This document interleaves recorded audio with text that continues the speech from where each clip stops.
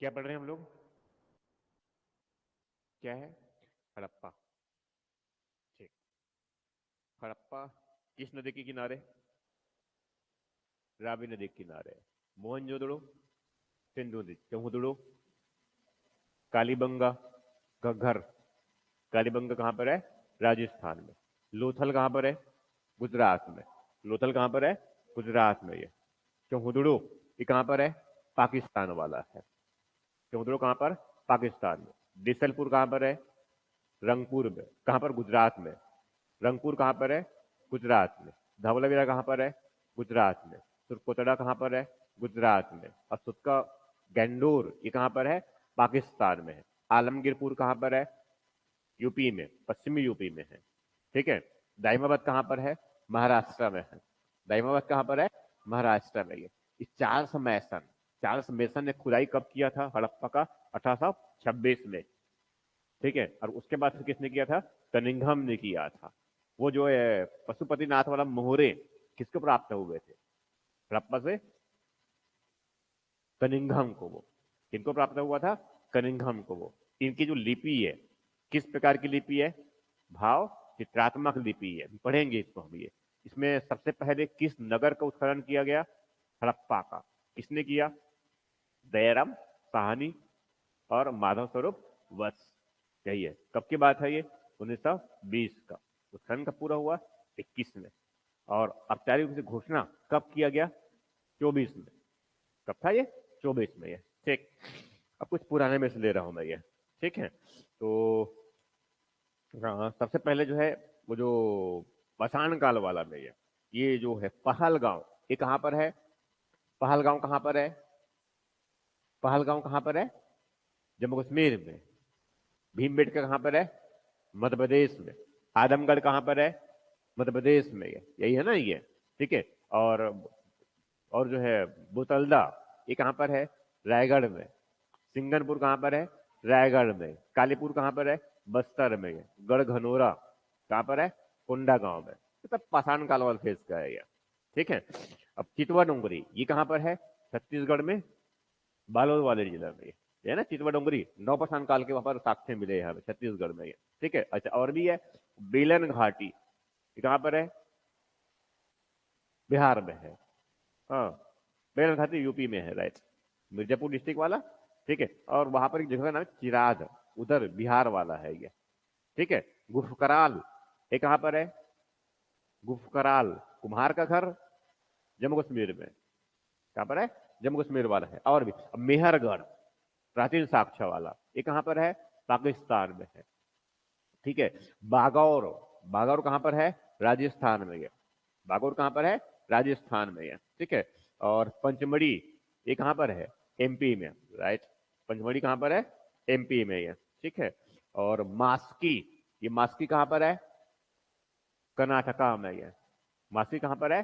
कर्नाटका में। संगनकल्लू ये भी कहाँ पर है? कर्नाटका में है। ब्रह्मगिरी ये भी कहाँ पर है? कर्नाटका में। पय्यमपल्ली नहीं, तमिलनाडु, मद्रास के पास में है। ठीक है। और करनूल ये कहाँ पर है? आंध्र प्रदेश में है। करनूल कहाँ पर है? आंध्र प्रदेश में है। कालीबंगा कहाँ पर है? राजस्थान। कालरंग की चूड़िया क्या है? कालरंग की चूड़िया वाला ये। ठीक है। अब हड़प्पा। ठीक। तो हड़प्पा सभ्यता। ठीक है। पहले खुदाई हुआ, इसके बेसिस पर का नामकरण क्या है? हड़प्पा सभ्यता। जुड़वा नगर किसको कहते हैं इनमें? जुड़वा नगर, जुड़वा राजधानी कहते हैं। पिग्गट महोदय वो हुआ करता, पिग्गट हुआ करता था, एक ब्रिटिश इतिहासकार थे। उन्होंने जो है ये जो मोहनजोदड़ो और हड़प्पा, हड़प्पा और मोहनजोदड़ो इनको जुड़वा राजधानी कहते हैं। ये क्या बोलते हैं? जुड़वा राजधानी। और इसी क्रम में तीसरे नंबर के नगर कौन आता है? चौहुदड़ो। किस नदी किनारे है ये? सिंधु नदी किनारे है ये। ठीक है। बताऊंगा अभी मैं। और इस पर बात करेंगे हम लोग। ठीक है। तो कुछ प्रमुख स्थल की हम बात किए थे इसमें, कुछ कुछ जगहों पर, और बस अभी रेंडमली बस याद कर लेते हैं, आगे तो देखेंगे। ठीक है। तो इसमें जैसे कि जो है स्थल का डायरेक्टली बस पहले लोकेशन देख लेते हैं। ठीक है। एक कौन सा है? हड़प्पा। तो हड़प्पा की खनन किसने करवाया? राय बहादुर दयाराम। और कौन है? माधवराव माधव स्वरूप वत्स। आगे जो एक व्हीलर, मार्टिमल व्हीलर भी एक व्यक्ति है जिसने भी उसको करवाया था, ये 46 में करवाया था, बाद में करवाया उसने ये। किस नदी के किनारे? रावी नदी के किनारे। और ये वो साक्ष्य है जो हड़प्पा से हमें मिली हुई है। प्रश्न ऐसे बनते हैं ये, ठीक है। जैसे कि कांसे की गाड़ी मिली है, बैलगाड़ी जैसा एक, कहां से मिली है ये? हड़प्पा से मिली है, ठीक है। और अन्नागार, ठीक है, अन्न भंडार, अन्न भंडार मतलब अन्नागार कहते हैं ना हम लोग, वो अन्नागार मतलब जहां पर अनाज रखा जाता है ये, ठीक है। और भी कई मिले हुए हैं, ठीक है। शंख का बैल मिला है, मछुआरे का चित्र है, कहां पर? सम्मोहन, कहां पर? हड़प्पा से। वैसे जो है मोहनजोदड़ो, मोहनजोदड़ो मतलब होता है मुर्दों का टीला, प्रेतों का टीला कहते हैं इनको, वो इनको क्या बोलते हैं? प्रेतों का टीला, मोहनजोदड़ो, ठीक है। तो मोहनजोदड़ो मतलब क्या है? सिंधु नदी किनारे है, ठीक है। इनको शाब्दिक अर्थ में क्या बोलते हैं? प्रेतों का टीला, भूतों का टीला भी कह देते हैं कभी कभी इनको वो, ठीक है। तो ये कहां पर है? पाकिस्तान में, किसमें? सिंध प्रांत में है, ठीक है। और वहां पर जो है कौन सी नदी है? सिंधु नदी है। दूसरी देखें तो क्षेत्र में जो है, क्षेत्र विस्तार में अगर देखेंगे, नगरों के विस्तार के बेसिस पर, तो सबसे बड़ा नगर है ये, सिंधु सभ्यता का लगभग ये सबसे बड़ा नगर है ये, ठीक है। और भारत में ऐसा देखेंगे तो फिर हमारे पास में राखीगढ़ी एक बड़ा नगर है, ठीक है। और दूसरा बड़े नगर में इस तरफ नाम आता है धवलावीरा का, ठीक है। किसका नाम है भारत में? किसमें? राखीगढ़ी एक बड़ा नगर है, और उसके बाद दूसरा नाम आता है किसका? धवलावीरा का, ठीक है। मगर पूरी हड़प्पा संस्कृति में अगर लेंगे, हड़प्पा सभ्यता में अगर लेंगे, तो मोहनजोदड़ो बड़ा नगर है, समुद्र थोड़ा सा छोटा नगर है मोहनजोदड़ो की अपेक्षा। तो सबसे बड़ा नगर कौन सा है? मोहनजोदड़ो, पूरे हड़प्पाई में ये। मगर भारत में जब बात करेंगे तो उसमें राखीगढ़ी बड़ा नगर है ये, ठीक है। और धवलावीरा सेकंड लार्जेस्ट नगर है ये, साइज की बात कर रहा हूँ ना मैं, ये उनका विस्तार के बेसिस पर ये, ठीक है। उसके बाद फिर जो है इसमें ये, हाँ, तो मोहनजोदड़ो किस नदी किनारे है? सिंधु नदी किनारे। अब इसमें मिला क्या है? वो पुरोहित का जो है वो मूर्ति मिला है, तिलखड़ी से बना हुआ है, बताया पूरी दोहे कहा था मैंने, वो साल ओढ़ रहा है सब, वही वाला ये। तो पुरोहित का वहां पर मानते हैं कि उनका आवास रहा होगा, ठीक है। और स्नानागार, स्नानागार मतलब क्या है? ग्रेट बाथ कहते हैं, ग्रेट बाथ कहते हैं। ग्रेट बाथ मतलब बड़ा स्नानागार, विशाल स्नानागार है। 16 मकानों का एक बैरक मिला है, कांस्य की एक मूर्ति मिली है, वही दाढ़ी वाले पुजारी का एक मूर्ति है, चमकता हुआ बंदर का चित्र है, एक श्रृंगी पशुओं वाली मुद्राएं प्राप्त है। कहां से? मोहनजोदड़ो से, ठीक है। और चौहदड़ो, तीसरा बड़ा नगर कहते हैं ये, चौहदड़ो, ये भी किस नदी किनारे है? सिंधु नदी के किनारे है ये, ठीक है। तो यहाँ पर बिल्ली का पीछा करते हुए कुत्ते का साक्ष्य है। समुद्रों मनके बनाने का फैक्ट्री है, मनके समझते हैं ना, तो गले में पहनने वाला जो माला होते हैं, गले में पहनने वाला ऐसे, ठीक है। तो वो क्या है? मनके। तो मतलब मनके, मनके बनाने की फैक्ट्री कहां पर? चौहदड़ों में, बिल्कुल ध्यान रखेंगे ये। और इसमें लिपस्टिक, लिपस्टिक मतलब लाखवान बोलता है ना लगाने कैसे, सौंदर्य प्रसाद वाला, ठीक है, वो है। कांस्य की गाड़ी, कांस्य की गाड़ी मिला है ये, ठीक है। और वक्रकार ईट, वक्रकार ईट मतलब क्या है? वक्र के जैसा बनते हैं आजकल, तो ईट देखिए हैं सड़कों किनारे वाला, कैसा है वक्रकर वाला होता है वो, वक्रकार ईट। काजल मिले, पाउडर, 3 घड़ियाल, 2 मछलियों को अंकन वाली मुद्रा। मतलब मछली पालन तो ठीक है, पर मछली खाना जरूर जानते रहे होंगे, और करते भी जानते रहे होंगे, खाना जानते हैं तो, ठीक है। ये हो गया, ये कहां पर की है? समुद्रों की बात की है। फिर चलो लोथल, गोदीबाड़ा में कहते हैं इनको, भारत का प्राचीन गोदीबाड़ा। गोदीबाड़ा मतलब क्या होता है? बंदरगाह, जहां पर जहाज आते हैं और वही जहाज वापस चले भी जाते हैं। यहाँ पर क्या है? डॉक यार्ड दिखाया था मैंने, डॉक यार्ड दिखाया था ना ये, जहां से जो है वो जो डॉक यार्ड है, तो पानी से भरा हुआ है वो लंबे से दोनों तरफ इसमें, तो उससे बड़ा। और वो वही डॉक यार्ड कहाँ जाके मिल जाती है? आगे नदी में जाके मिल जाती है मुख्य रूप से ये, और उसी नदी से जो है वो जहाज आता भी है अंदर और वापस चला भी जाता है ये, ठीक है। तो वो जगह क्या है? लोथल। लोथल बहुत महत्वपूर्ण है, इसी वजह से इसकी प्राचीन बंदरगाह है, भारत का सबसे प्राचीनतम बंदरगाह है, ठीक है। और इसी वजह से अब यहाँ पर प्राचीन वही डॉक यार्ड का साक्ष्य मिला है। यहाँ पर जो है वो, और डॉक यार्ड ही इसके मतलब वहां पर सामान लादे जाएंगे जहाजों में, और वहां से उतारे भी जाएंगे। दूर दराज से सामान यहाँ पर आएंगे, और यहाँ से सामान जहाजों में लाद करके उनको वापस दूर दराज व्यापार करने के लिए भेज दिया जाएगा। ये उनकी तरीका है, खासियत है ये, ठीक है। कौन सा ये? लोथल, ये बंदरगाह नगर है। ऐसे और भी बंदरगाह जैसे सूटका गैंडोर पश्चिम में है, वो भी क्या है? एक बंदरगाह है, तट के किनारे स्थित है ये। और लोथल तो ऑलरेडी है, ठीक है। किस नदी किनारे है लोथल? इस तरफ एक नदी है भोगवा नदी, फुकावा नदी कह देते हैं, कहां पर, गुजरात में, ठीक है। और ये चूंकि प्राचीन बंदरगाह था और इसीलिए भारत सरकार जो है इसके महत्व को समझते हुए भारत में जहाज जो संग्रहालय है, शिपिंग जो म्यूजियम है, कहां पर स्टेब्लिश किया जा रहा है, लोथल में स्टेब्लिश किया जा रहा है, ठीक है। तो लोथल कहां पर है, गुजरात में है। प्राचीन गोदीबाड़ा है हमारा, प्राचीन बंदर क्या है, बंदरगाह यहाँ पर हुआ करता था, ठीक है। ये बहुत बाद में उत्खनन हुआ, तो हड़प्पा का उत्खनन कब शुरुआत हो चुका है, 1920 में शुरुआत हो चुका है, 21 में स्पष्ट हो गया। मगर देखो इस लोथल जो है इनके उत्खनन कब, 1955 से 62 के बीच में रंगनाथ राव एक पुरातत्व शास्त्री हुआ करता था, उनके द्वारा किया गया था, यह बहुत बाद में हुआ है। तो ऐसे जो है देखे तो वर्तमान में जो है करीब करीब जो है 2000 से अधिक स्थलों का जो है पहचान किया जा चुका है ये हड़प्पा सभ्यता के।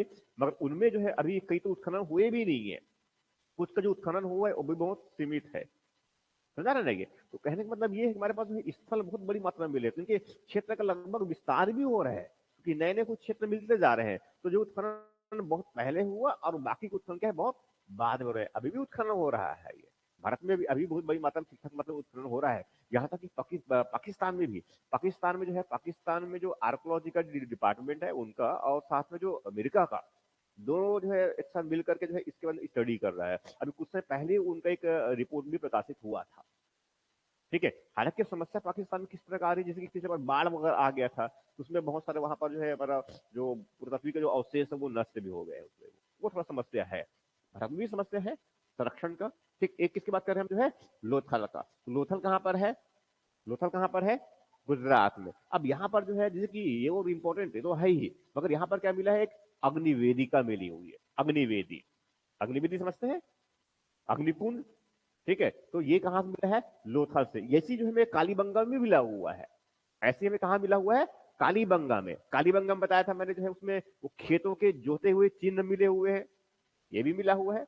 काली रंग की चूड़ियां बनाए जाते थे वहां पर, हमें ये भी जानते हैं ऑलरेडी। देखो क्वेश्चन जो पूछते हैं इस तरह से पूछते हैं कि ये कहां से मिला, ये वाला कहां से मिला, समझ में आ रहा ना। ये बोले कि वो एक वो पुरोहित की मूर्ति मिला है, वो कहां से मिला, मोहनजोदड़ो से मिला। वो नर्तकी की मूर्ति मिली कहां से की, वो कहां से मिला, मोहनजोदड़ो से मिला, ठीक है। ये अन्नागार मिल गया, अब लोथल है तो अन्नागार तो रहेगा ही रहेगा, कुठार वाला, ठीक है। इस प्रकार से अग्निकुंड कहां से मिला, तो ये लोथल से मिला। कालीबंगा से भी अग्निकुंड मिला हुआ है। तो कोतरा से जो है घोड़े के अस्थिपंजर मिला हुआ है, समझा रहे ना। ये तो हमें इस तरह से चीजों को याद रखना है, क्वेश्चन जो बनते हैं हमारे पास में इस तरह के बनते हैं ये। अब इसमें देखिए ये अग्निवेदी मिला है, वृत्ताकार है और कुछ क्या है, चौकोने आकार का है ये। चावल और बाजरे का जो है साक्ष्य मिले हैं, क्या मिले यहाँ पर जो है, चावल और बाजरे का साक्ष्य। वो अन्नागार है ना, तो अन्नागार जो बनाया वो अन्नागार जो है फर्श नीचे जो है ना, और नीचे खराब मतलब अनाज करके उसमें फर्श बिछाया गया है। तो जो फर्श के बीच जो जोड़ होते हैं ना, ज्वाइंट स्टाइल्स जोड़े गए उसमें, तो उसमें जो है कुछ अन्न जो है फंसे रह गए हैं, वो मिले हुए हैं उनके अवशेष। तो क्या है इसमें, चावल और बाजरे के अवशेष है ये, ठीक है। फारस की मुहरे हैं, विदेशी मुहरे। इसका मतलब यहाँ फारस की मुहरे मिलना इस बात को स्थापित करता है कि यहाँ जो है विदेशी व्यापार होते थे, समझ में आ रहा है। तो हमें इस तरह से चीजों को याद रखना है। ये क्वेश्चन इस प्रकार पूछे, घोड़े की जो है मृण मूर्ति, मृण मूर्ति समझते हैं, मृण मूर्ति, मृण मतलब क्या है, मिट्टी, मृतिका, ठीक है। तो मिट्टी से बने हुए खिलौने किसके, घोड़े के, मगर कच्ची मिट्टी नहीं, घोड़े मिट्टी, कच्ची मिट्टी, कच्ची मिट्टी से घोड़े बना करके खिलौने जैसा, और उनको पका दिया, आग में तपा दिया उनको, तो क्या बोलते हैं इनको, टेराकोटा फिगर बोलते हैं उनको, वो क्या बोलते हैं, टेराकोटा फिगर। उसी को बोलते हैं हिंदी में मृण मूर्ति का, क्या बोलते हैं, मृण मूर्ति का। उसको इंग्लिश में कहेंगे तो टेराकोटा फिगर, समझा रहे ना। ये टेराकोटा, टेराकोटा क्यों इंग्लिश वर्ड है ये, मगर जैसे भी याद करें ये, ठीक है। फारस की मुहरे मिल गया, घोड़े की मृण मूर्ति, ठीक है। गोदीबाड़ा तो है ही ऑलरेडी, बंदरगाह है। तीन युग्मित समाधि, तीन युग्मित समाधि मतलब क्या है, इसमें जो है युगल समाधान, युगल समाधान को तो समझा रहे हैं। पति पत्नी की एक जो है, पति पत्नी मतलब महिला और पुरुष, अब वो तो समझ में नहीं आएगा, पता चल नहीं जाएगा, मगर ये मानना है कि हाँ पति पत्नी के जो है वो एक साथ में शव है, एक साथ उनको दफन किया, उनके दो एक साथ कंकाल मिले हुए हैं भैया, ठीक है। ये इंडिकेट करता है कि मे भी हो सकता है कि सती प्रथा का प्रचलन रहा होगा, मगर इसमें कोई स्पष्टता नहीं है, इस तरह से मिला हुआ है भैया, ठीक है। और इसी में फिर जो है लोथल से ये तो मिला है। अब पूरा हाथी दांत मिला है। हाथी का जो बताया था मैंने, चित्र दिखाया भी मैंने, हाथी का वो मोहरे में उसका चित्र उत्कीर्ण है और कुछ लिखा भी है। तो यहाँ पर हाथी के दांत भी मिले हुए हैं, मतलब उस समय उस क्षेत्र में हाथी ठीक ठाक मात्रा में मिलते रहे होंगे। गैंडा भी इसे मिला हुआ है, इसका मतलब यहाँ पर गैंडा भी पहले मिलते रहे होंगे। अब तो वहां पर राजस्थान वाला फार्म उत्तर वाला आ गया, कहाँ गंडे और कहाँ से हाथी गायब हो रहे हैं, ठीक है। मगर हाँ, यहाँ पर पहले थे वो चलाक लोमड़ी का चिन्ह। लोमड़ी समझते हैं, जानते हैं ऑलरेडी, ये है कुत्ते के पीछे कर रहा है, कुत्ता बिल्ली के पीछे कर रहा है, वो भी मिला है। और क्या है, लोमड़ी का भी जो है यहाँ पर चिन्ह मिले हुए, कहां पर, लोथल में, ठीक है। अब उसके बाद किसकी बात कर रहे हैं, जो है कालीबंगा। किसकी बात कर रहे हैं, जो है कालीबंगा। कालीबंगा कहां पर है, राजस्थान में है। किस नदी के किनारे है, एक नदी है घग्गर नदी। कौन सी नदी है, घग्गर नदी है। घग्गर नदी को मानते हैं कि प्राचीन ये सरस्वती नदी का अवशेष रूप में है, ठीक है। तो कालीबंगा, कालीबंगा का मतलब नाम से मान लेना है, आपको याद कर लेना कि यहाँ पर काले रंग की चूड़ियां मिले हुई है। काली रंग की चूड़ियां किस काल के, हड़प्पा काल की है। तो काली रंग की चूड़ियां वहां पर बनाए जाते रहे होंगे, ठीक है। अब भारत में भी अभी भी काली रंग की चूड़ियां पहनते हैं, नहीं पहनते, पहनते हैं। वो पीपल के जो पीपल के जो वृक्ष पेड़ है ना, उसमें जाकर भी जब बच्चे का जन्म हुआ तो वहां पर जो है एक तो बच्चे को काले रंग की चूड़ी पहनाते हैं, बनाते हैं ना, ये जन्म हुआ, अब वो बच्चा लड़का हो या लड़की हो उससे मतलब नहीं है, बच्ची या बच्चिया जो भी है, मगर चूड़ियां पहनाना बहुत जरूरी है। और जो पहनाएंगे उसके साथ में पूजा पाठ करने के बाद में वो एक वो गांव में जो है, थोड़ा गांव के बाहर एक पीपल का पेड़ होता है, वहां जाकर भी जो है पूजा पाठ करेंगे, खीर भी चढ़ाएंगे और उसमें क्या है, काले रंग की चूड़ियां चढ़ा भी देते हैं। समझा रहे हैं ये, ठीक है, समझदार जो कह रहा हूँ मैं ये, तो ये भी है, ठीक है। हाँ, अब जो परंपरा का हिस्सा बना हुआ है हमारे ये, अब उनको अच्छा कहें या बुरा कहें वो बात में नहीं है, मगर हम ये बताने का प्रयास कर रहे हैं कि वो एक देवी के रूप में स्थापित है, इस तरह से ये, ठीक है। तो एक काले रंग की चूड़िया जो है ये बहुत पुराना इनका इतिहास है, ठीक है। तो काले रंग की चूड़िया कहाँ बनाए जाते थे, कहाँ साक्ष्य मिले हमें, कालीबंगा में। तो स्वाभाविक है वहां पर चूड़िया बनाए जाते रहे होंगे, कांच की चूड़िया, ठीक। तो काली बंगी मतलब क्या है, ऐसी याद रख लेना, काले रंग की चूड़ियां मिली हुई है। ये भी बहुत बाद में उत्खनन किया, देखो 53 और 61 आजादी के बाद का उत्खनन है इनका ये, ठीक है। और ये अमलानंद घोष, ये बड़ा इतिहासकार है ये, ठीक है। अब ब्रजभाषी लाल तो था ही, मगर बड़ा इतिहासकार कौन है, अमलानंद घोष, ठीक है। किस नदी किनारे, घग्गर। जूते हुए खेत के साक्ष्य मिले हैं। अब जूते हुए खेत का मतलब जो है वर्तमान में जिस प्रकार से खोदे खेतों में जुताई होती है ना, ऐसे ये वो ऐसे चौकाना चौकाना आकार के बैल को जो घुमाते तो ऐसा ऐसा बना देते हैं इस प्रकार से ये, ठीक है। तो सेम आकृति का ये, ठीक है। तो खेते हुए जोत के साक्ष्य, जैसे वर्तमान में खेतों में जुताई किया जाता है बैलों के माध्यम से, ट्रैक्टर की बात नहीं कर रहा हूं मैं, और ट्रैक्टर में भी लगभग कमोबेश उसी प्रकार से जुताई किया जाता है। ये आकार थोड़ा बड़ा हो जाता है उनका, मगर बैलों की खुदाई करते क्या है, चारों से घूम करके ऐसे फिर ये आयताकार साइज का, ठीक है। तो ये साक्ष्य है वो, तो जब इसमें हल के कुंड बोलते हैं उनको, हल के कुंड, कुंड समझते हैं, कुंड, हर के कुंड बोलते हैं, कुंड, कुंड नहीं। जब हम हल जो है, जैसे हल चलाते हैं, अब मैं हल यहाँ पर चला के मैं बता देता हूँ आखिरकार में, ठीक है, कि हल चलाया कैसे जाता है। अब उसमें दिखाया तो हुआ हल मैंने, तो उसमें क्या करेंगे ये, अब ये जैसे कि मान लो ये हो गया, और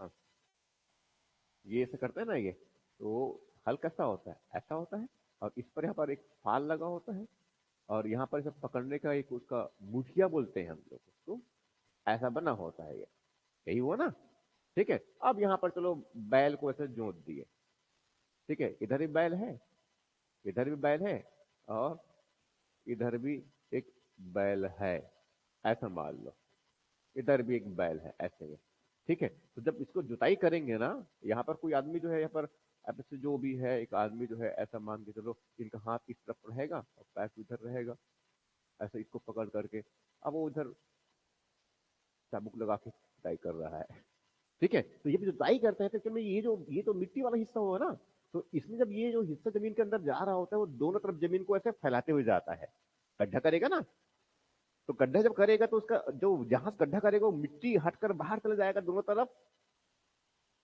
इधर से जुताई करेंगे तो भी और इधर से जुताई करेंगे तो भी, तो बीच में क्या है, एक ऊंचा हिस्सा बनेगा, गड्ढा और ऊंचा। यही साक्ष्य मिला है हमें। कहां पर से?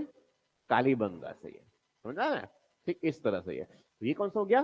कालीबंगा। ये ध्यान में रखना है हमें। तो ये पर क्या, जूते हुए खेत के साक्ष्य में इसीलिए कह रहा हूं, ये साक्ष्य मिला है, ये अपने आप में यूनिक है। ये साबित करता है कि उस समय जो है ये हल चलाना ठीक ठाक मात्रा में जानते हैं और ऐसा जुताई करता था।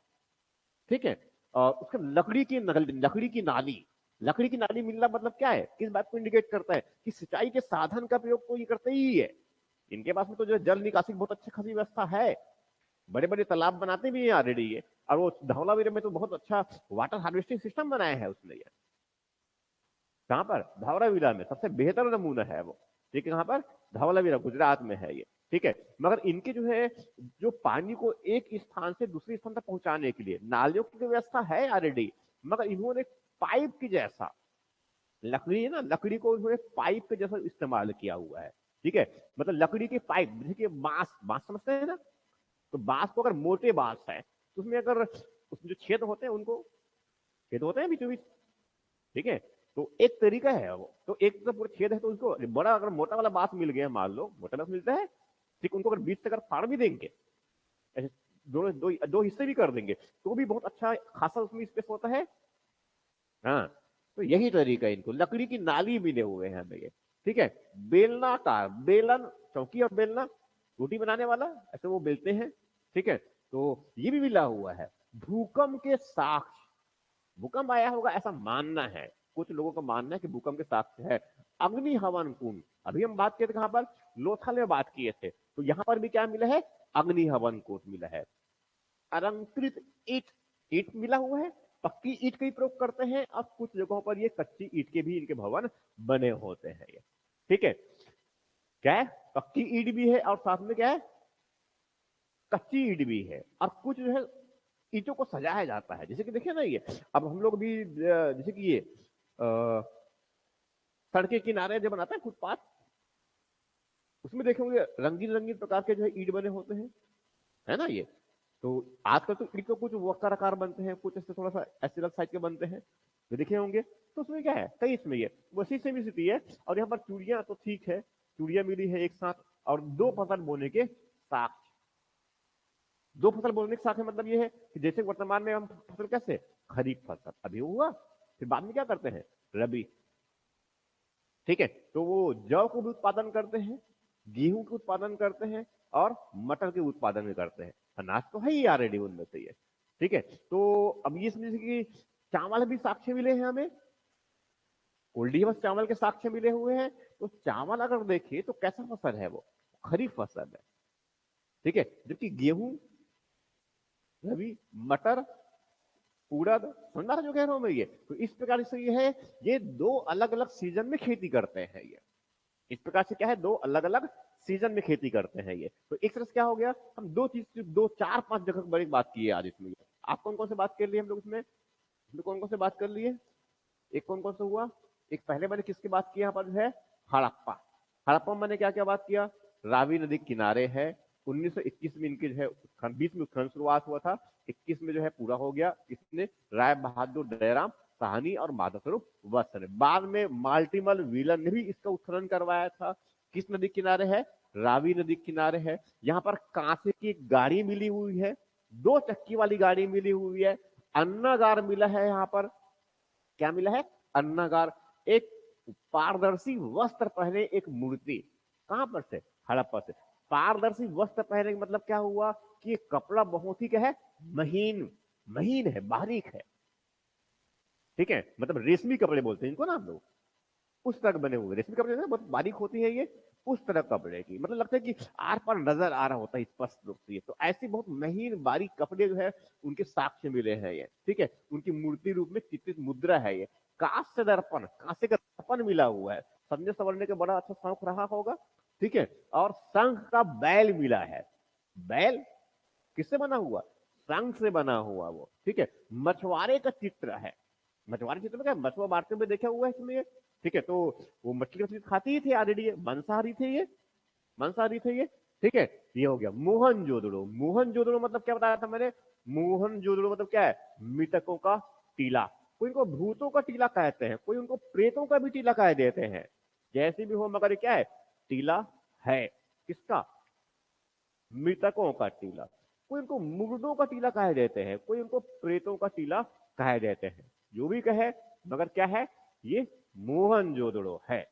किस नदी किनारे है? सिंधु नदी किनारे। हमें जो ध्यान रखना है 1922 में जो है 21 में खुदाई शुरू हुआ था, राखालदास बनर्जी ने शुरुआत किया था, और कब पूरा हो गया? 22 में। बाद में जो है ये माल्टीमर व्हीलर भी जो है इनका उत्खनन करवाया था बाद में ये। ठीक, अब इसमें क्या मिला है मोहनजोदड़ो से? ये पुरोहित का आवास। और पुरोहित मतलब किन की बात कर रहे हैं? वो जो थोड़ा सा फ्रेंच कर दाढ़ी रख करके जो है उनका जो मूर्ति मिला हुआ है यही से मिला हुआ है। ठीक है, तो उनके आवास है, हम ये मान के चल रहे हैं, क्योंकि वृहद बड़ा टीला भी है और एक मतलब बड़ा एक क्षेत्र, बड़ा एक सार्वजनिक स्थल मिला है। उनको मानते हैं कि महाविद्यालय रहा होगा वो। ऐसा कुछ साक्ष्य नहीं मिले हैं हमें, मगर एक अनुमान है इतिहासकारों का। स्नानागार भी रहे। स्नानागार मतलब क्या है? ग्रेट बाथ कहते हैं, विशाल स्नानागार कहते हैं। 16 मकानों का बैरक, एक साथ 16 जो है कमरे बने हुए हैं। समझ रहे ना? एक साथ 16 कमरे बने हैं। अब एक साथ 16 कमरे बनने का मतलब क्या है? जैसे कि वहां पर हो सकता है कुछ श्रमिक लोग एक साथ रखा जाता रहा होगा, या सैनिकों को एक साथ रखा जाता रहा होगा। ये सिर्फ एक अनुमान है कि वहां बैरक रहा होगा। बैरक समझते हैं ना? ये जहां पर सैनिकों के जो है ठिकाने होते हैं ना, रहते हैं लोग छोटे छोटे वैसे बनाकर वो तंबू जैसा बना देते हैं। अगर तंबू तो फिर क्या है, तंबू समझते हैं ना? हाँ हाँ, तो उसमें छोटे छोटे रूम बना देते हैं ये। ठीक है, जब कहीं कहीं पर ऐसा होता है तो इसमें जाकर अस्थायी रूप से क्या बना देते हैं अपना, वो तंबू तान देते हैं, तंबू तान कर वहां पर रहते हैं ये। अब कुछ नहीं तो उसमें छोटे छोटे क्या है, झोपड़ी बना देंगे, तो मतलब बैरक। ठीक है, कांसे की मूर्ति मिली हुई है। कांसे की जो है मूर्ति मिली हुई है, वो कौन सा वाला? देख, नर्तकी की मूर्ति मिली हुई है। ठीक है, वो सर हाँ, बाहों में वो चूड़ियां पहनी हुई है, लटकी वाली है, वो बताया था मैंने ये। ठीक है, और उसके बाद वो पुजारी की मूर्ति मिली है, पुरोहित की मूर्ति बताया था मैंने। ऐसे चादर एक तरफ से ओढ़े हुए हैं, उस पर उसमें वो क्या बोलते हैं, वो सजाने वाला उसमें काम भी हुआ है। उसे क्या गोश्त के बनाते हैं ना, उसको वो भी हुआ है।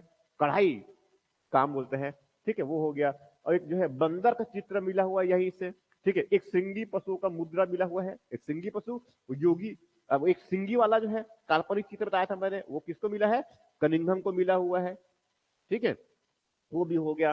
ठीक है, और वो उसी में एक और जो है मुहरे मिला हुआ है, जिसमें योगी को जो है पालथी मारकर पद्मासन आधार पर पद्मासन बैठे। पद्मासन बैठा मतलब क्या समझ में आ रहा है? ये वो पालथी मार के ऐसे बोलते हैं ना, बैठते हैं ना, उनको पद्मासन बोलते हैं ये।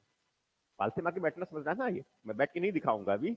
ठीक है, तो पद्मासन का मतलब वो जो ऐसे पालथी मार के बैठे होते हैं और ऐसे बिल्कुल ऐसे सीधा है ना। तो एक सिंह वाला जो है तो ये 3 सिंह वाला उनका वो। और उधर आसपास में जो है कुत्ते बिल्ली और तो घोड़े वोड़े, और ये घोड़े तो नहीं, उसमें हाथी वाथी और बाघ वाघ ये सब जो है टहल रहे हैं। तो ऐसा मानते हैं कौन सा देवता है वो? पशुपतिनाथ है ये। हाँ, दिखाया था ना मैंने, ये वही वाला है ये। थोड़ा सा मुझे कल्पना कर लेना है ये। ठीक है, तो कहां पर वाला हुआ ये? मोहनजोदड़ो। तो ये दिमाग में रखना, एक्चुअली क्वेश्चन पूछते हैं कि ये कहां से मिला, और मेंस के लिए क्या है, यही इंपॉर्टेंट है ये। 30 वर्ड हम लिखना है। तो पहले बता दें मोहनजोदड़ो के बारे में क्या जानते हैं। तो पहले बता दें ये जो है हड़प्पा संस्कृति का, एक हड़प्पा सभ्यता का एक महत्वपूर्ण ये स्थल रहा है। 10 वर्ड ये हो गया। ठीक है? उसके बाद 10 वर्ड हम फिर बता दीजिए, ये पाकिस्तान के यहाँ पर इस नदी किनारे है। 20 वर्ड हो गया। अब 10 वर्ड में जो भी बातें याद में आ जाए वो हो गया। 30 वर्ड हो गया। ऐसे ही दिमाग लगाना है ये। फिर तीसरी नदी किसके बात किया मैंने? चौहदड़ो। समझना है? ठीक है, किस नदी किनारे है? सिंधु। ठीक, अब आगे बढ़ते हैं, बाकी और कल याद कर लेंगे इसके। अब यहां से हम तो कहां पर पढ़े हैं, कहां तक आगे बढ़ चुके हैं इस पर? विशेषताएं पढ़ना है ना? ठीक, अब पढ़ते हैं हम लोग इसकी विशेषताएं।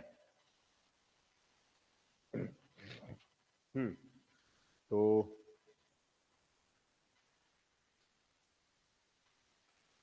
विशेषताएं में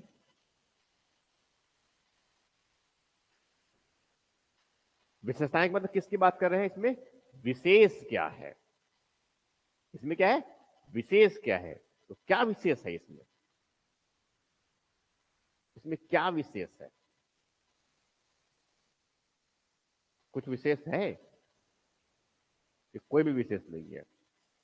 है, तो क्या विशेष है? ठीक, इनको समझते हैं,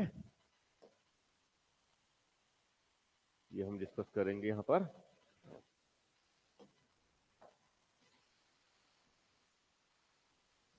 ये थर्ड टॉपिक चल रहा है हमारा, और क्या है,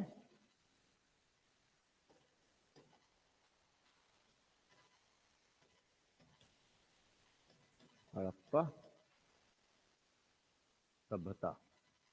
ठीक है, और आज की तारीख है 21। अब इसमें जो है हम आज जो समझना है एक्चुअली हमें, वहां क्या है, इनकी विशेषताएं, प्रमुख विशेषताएं कहा जाता है एक्चुअल में इनका, वो प्रमुख विशेषताएं। ठीक है, अब इन विशेषताओं में समझना है हमें एग्जैक्टली जो है, विशेषताओं का मतलब क्या होता है, विशेष बातें क्या है इसमें ऐसी है। तो कई विशेष बातें हैं। ठीक है, पहली विशेष बात, ये एग्जैक्टली क्या है, ये देसी संस्कृति है, सबसे इंपॉर्टेंट। देखिए कई सारी चीजें हैं, इनको मैं स्टेप बाय स्टेप करके लेते चले जाऊंगा। पहली बात है, ये क्या है, एक देसी संस्कृति है, देसी संस्कृति है। देसी संस्कृति होने का मतलब ये हुआ कि ये जो संस्कृति है, भारतीय उपमहाद्वीप में जो संस्कृति है, जिनको हम जो है क्या कहते हैं, जिनको हम क्या कहते हैं, हड़प्पा संस्कृति कहते हैं, हड़प्पा संस्कृति कहते हैं। इसके जो निर्माता है, इसके निर्माता मीन्स इसको बनाने वाले, ये कोई विदेशी नहीं है, ये कोई विदेशी नहीं है। ठीक है, इनमें जो है, इनमें जो लोग रहते हैं, इस उत्तर पश्चिमी क्षेत्र में जो लोग रहते हैं, वो बताया था मैंने, जो इनके निवास करने वाले जो लोगों की जो प्रजाति है, वो 4 प्रजाति है, बताया था मैंने, 4 प्रजाति है। अब 4 प्रजाति में अगर बात किया जाए उनका, तो निर्माता कौन कौन, एक क्या है, प्रोटो, एक जो है कौन है, प्रोटो ऑस्ट्रेलाइट, प्रोटो ऑस्ट्रेलाइट बताया था मैंने। फिर क्या है, मंगोलाइड भी है, और भूमध्य सागरीय बताया था मैंने, राइट, भूमध्य सागरीय। ठीक है, और अल्पाइन। ठीक है, और इसमें जो है प्रधानता किसकी है, भूमध्य सागरीय वालों की है। ये डिस्कस किया था ऑलरेडी मैंने ये। तो ये जो है इसके निवास करने वाले लोग हुए ये, मगर हाँ, इसका मतलब ये बिल्कुल भी नहीं है, या फिर जो कई इतिहासकारों ने है ऐसा बताने का प्रयास किया है, कई इतिहासकारों ने बताने का प्रयास किया कि ये जो है, ये जो सिंधु सभ्यता के जो लोग हैं, ये मूलतः यहाँ के लोग नहीं है, ऐसे कई लोगों ने बताने का प्रयास किया।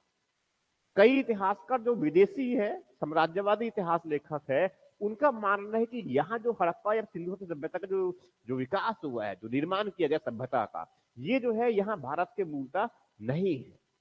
ये जो है कहां से आया है, मेसोपोटामिया से आया हुआ है, सुमेरु सभ्यता के लोग हैं, ऐसा कुछ लोग मानते हैं।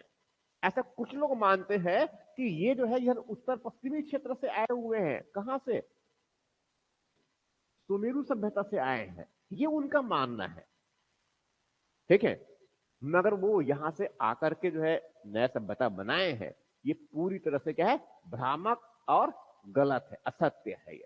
क्यों, क्योंकि ये जो सुमेरु सभ्यता में जो है, जो नगर, जो सुमेरु सभ्यता जो है, उसमें जो है, एक तो जो है उनकी अगर, उनके जो अगर विकास का अगर अवस्था अगर देखें, तो सिंधु घाटी सभ्यता से उनका पीछे है। सामाजिक जीवन, सामाजिक जो या फिर जीवन है एक्चुअल में लोगों का, कहां पर, सिंधु घाटी सभ्यता में, वो जो है सुमेरु सभ्यता से कहीं अधिक विकसित है। नगर, बड़े बड़े नगर, जबकि मेसोपोटामिया में या फिर सुमेरु सभ्यता में ऐसा कोई विकसित नगर, इतना बड़ा बड़ा कोई विकसित नगर नहीं है। समझ में आ रहा कह रहा हूं मैं, ये ऐसा कोई विकसित नगर नहीं है। कुछ लोग कहते हैं कि उधर और पश्चिम की तरफ से आए हैं, मगर ये सब क्या है, मनगढ़ंत कहानी है, वास्तविकता में ये कोई विदेशी नहीं है। राइट। कुछ लोग और भी मानना है, कुछ लोगों का मानना ये है कि ये जो है आर्यों ने बनवाया है इनको, वैदिक आर्य बोलते हैं ना, उनके द्वारा स्थापित किया गया है, मगर वैसा भी नहीं है। क्यों? क्योंकि आर्य लोग तो ग्रामीण संस्कृति वाले थे, तो ये तो क्या है, नगर वाले हैं। तो ये भी भ्रामक है, ये भी गलत बातें है, ये समझ में आ रहा है। ये अब कुछ लोग कहते हैं कि दक्षिण भारत में द्रविड़ लोग रहते थे, उनके द्वारा बनाया गया है, मगर वो भी क्या है, गलत बातें हैं। क्यों? क्योंकि द्रविड़ लोग क्या थे, ग्रामीण संस्कृति के वाले लोग थे, समझ में आ रहा है ना। ये इनकी सबसे बड़ी खासियत एक तो क्या हुआ, ये देसी संस्कृति है, इसे इसके निर्माता, इसके निर्माता कोई विदेशी नहीं है, ये मूलतः कहां के हैं, भारत के ही लोग हैं। पहली बात है, ये बहुत विशेष है। दूसरी विशेष बात है, दूसरी विशेष बात है, ये क्या है, नगरी, ये नगरी संस्कृति है।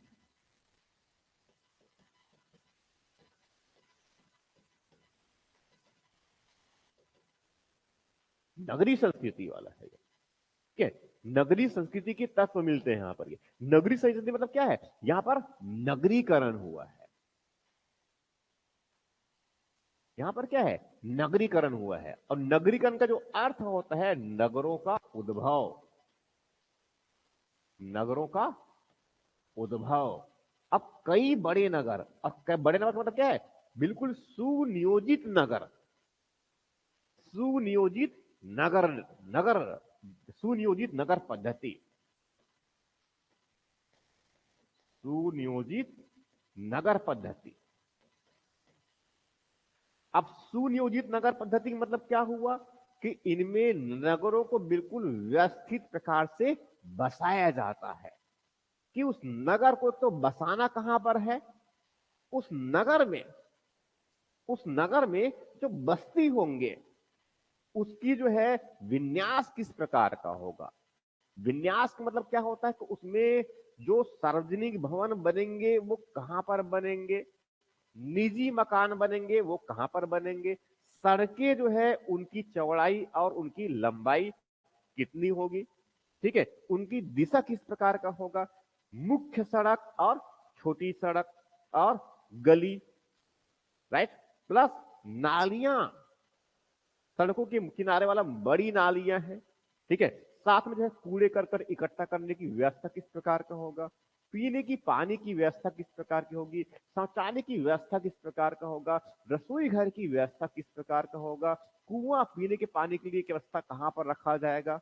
समझ में आ रहा है ये, ठीक है। तो एक प्रकार से क्या है, पूरे ये एक सुनियोजित तरीके से, सुनियोजित तरीके से जो है उसमें पूरे जो मकान बने, भवन जो बने, उनका निर्माण किया जाता था। इसीलिए कहते हैं कि ये अपने आप में यूनिक था, क्योंकि इसके पहले जो है कम से कम जिस तरह से हड़प्पा सभ्यता में जो नगर का जो विकास हुआ है, ऐसी विश्व में और कहीं भी नहीं मिलता है।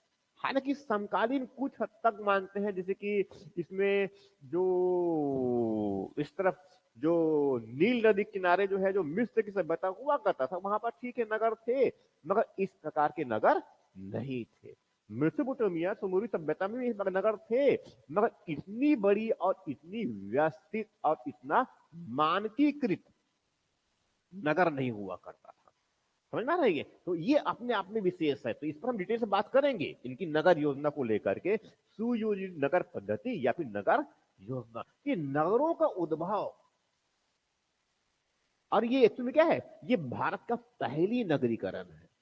ये क्या है, भारत का पहली नगरीकरण, ये भारत का पहली नगरीकरण, ठीक है। क्योंकि दूसरे नंबर को कोई ऐसे खास तवज्जो नहीं दिया जाता है। तवज्जो किसको दिया जाता है, तवज्जो किसको दिया जाता है, मैं पूछ रहा हूं तवज्जो किसको दिया जाता है ज्यादा, तो प्रथम आए उनको तवज्जो मिलता है, वही है ना ये। अब उस चंद्रमा पर पहले कौन पहुंचा, ज्यादा तवज्जो उसी को दिया जाएगा, वही है ना ये, ठीक है। रिंग पहला कौन लाया, उसी को तवज्जो दिया जाएगा, दूसरे वाले को तवज्जो नहीं, तीसरे को तो छोड़ ही दो। ठीक है, तो चूंकि भारत में पहली बार नगरीकरण कब हुआ है, इसमें कब हुआ है ये, कब, हड़प्पा के समय हुआ है, मतलब अब से लगभग 4,500-5,000 साल पहले। ठीक है, ये पूरी विश्व के लिए अपने आप में क्या है, एक उनके लिए सदमा है, जिनको हम सपेरों का देश कहते हैं, जिनको हम वो जो है वो असभ्य लोगों का देश कहते हैं, उसने जो है इतनी विकसित विकसित नगरों का निर्माण किया। समझा रहा नहीं, ये इस तरह से ये तो इसीलिए जो है कभी वो स्वीकार कर नहीं पा रहे थे कि यार ये असभ्य लोग कैसे, सपेरों का देश जो कहते हैं हम, ये देश कैसे इतनी बड़ी जो है नगरों का विकास, इतनी विकसित सभ्यता का विकास कर सकता है, कि उनको समझ में नहीं आ रहा था। ठीक है, और इसीलिए लंबे समय तक वो उपापोह में थे कि इनको मान्यता दे या ना दे, क्योंकि मान्यता देंगे तो उनकी अपनी बेइज्जती होगी, क्योंकि स्वयं को सभ्य होने का वो पुरजोर क्या है, वकालत करता है क्या, और यहाँ पर लोगों असभ्य है, इनके लिए हम सभ्यता समझ रहा नहीं है, इस तरह से है। तो मगर जबकि वास्तविकता वैसा नहीं है, क्योंकि ये जो नगर है बहुत ही व्यवस्थित नगर है, सुनियोजित इनकी अपनी नगर व्यवस्था है। जब सुनियोजित नगर की व्यवस्था है, इसका मतलब यहां पर प्रशासन बहुत ही चुस्त दुरुस्त रहा होगा, बहुत ही चुस्त दुरुस्त रहा होगा, क्योंकि नगरों में एक रूपता है, यूनिफॉर्मिटी। नगरों में क्या है, यूनिफॉर्मिटी है। जैसे कि जो है स्मार्ट सिटी योजना है, स्मार्ट सिटी मिशन है ना गवर्नमेंट ऑफ इंडिया का, तो गवर्नमेंट ऑफ इंडिया जो है जितने भी स्मार्ट सिटी डेवलप करेंगे, उसका जो स्टैंडर्ड है कॉमन होगा, उनके जो मानक होंगे सबके कॉमन होंगे ना, पूरी इंडिया के लिए वही यूनिफॉर्मिटी। तो ये क्या है, एक यूनिफॉर्मिटी क्रिएट कर रहा होता है, ये one nation one ration card, ये क्या है, यूनिफॉर्मिटी है।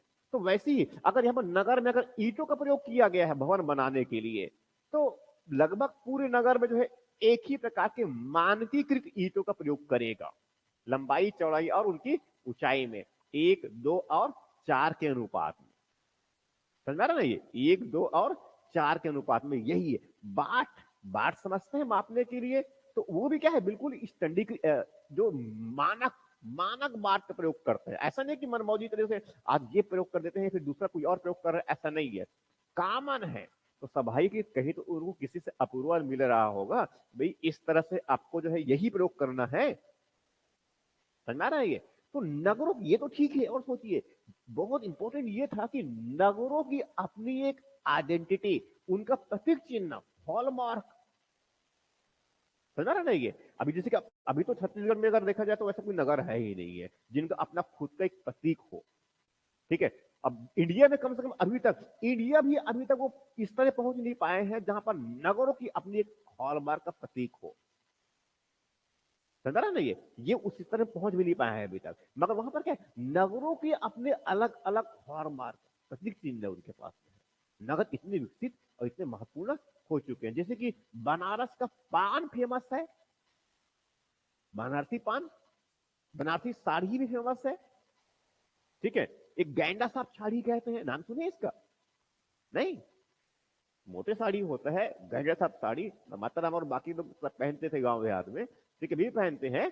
ठीक है, तो वैसी जो है अब झारा, झारा एक कला है, जानते हैं ऑलरेडी ये, तो झारा कला जानते हैं ना ये, वो बेल मेटल ढोकरा कला, ढोकरा कला नहीं जानते हैं, बस्तर में ढोकरा कला होता है, मूर्ति और वो सब बनाया जाता है उस तरह का वो।